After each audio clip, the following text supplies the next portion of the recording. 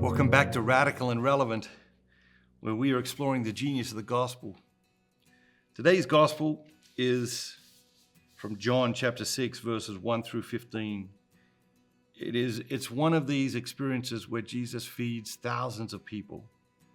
So as we go into this, maybe to be mindful of how do you need God to feed you today? And then let's be looking for that word, that phrase, that idea to anchor your day in the gospel. After this, Jesus went to the other side of the Sea of Galilee, which is the Sea of Tiberias, and a multitude followed him because they saw the signs which he did on those who were diseased. Jesus went up into the hills, and there he sat down with his disciples.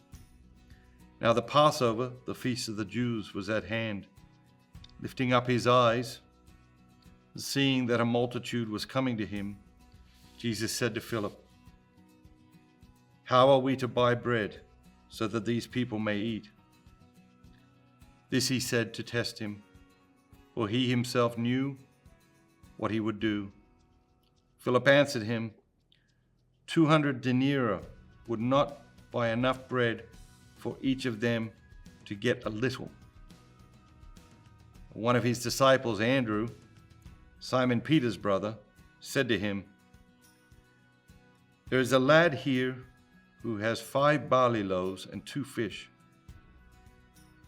But what are they among so many?" And Jesus said, "Make the people sit down."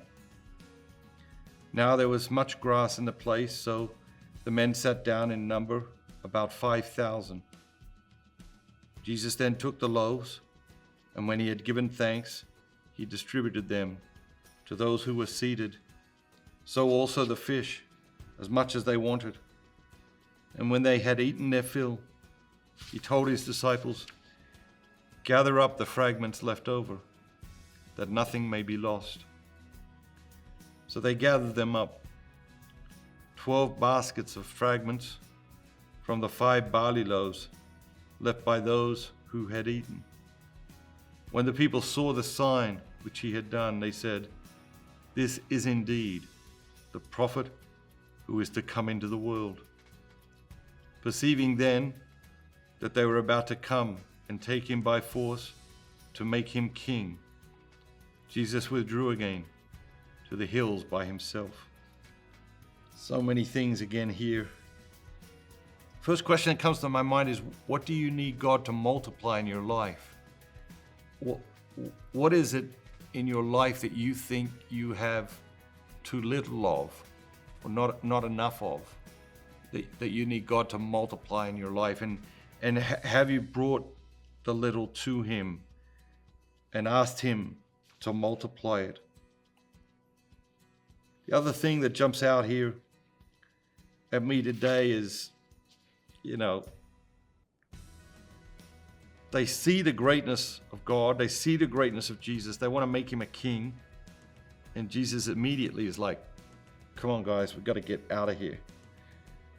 We see this at several points throughout the gospel. The people only able to conceive of Jesus' greatness as a worldly greatness, and desire to make him a great king or a great spiritual leader in the world. And Jesus has to escape these situations. What do you need multiplied in your life? And in what ways are people maybe trying to put you into worldly positions that God is not calling you to? And like Jesus, you have to withdraw again to the hills by yourself. Have an amazing day. Remember, don't just be yourself. Be the very best version of yourself, all that God created you to be.